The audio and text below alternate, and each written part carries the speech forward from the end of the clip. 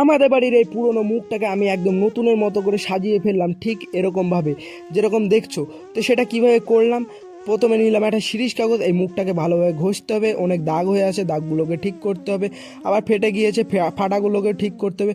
তারপরে কি করলাম, একটা তুলি নিয়ে ঝেড়ে ফেললাম, ধুলোগুলোকে সরিয়ে ফেললাম।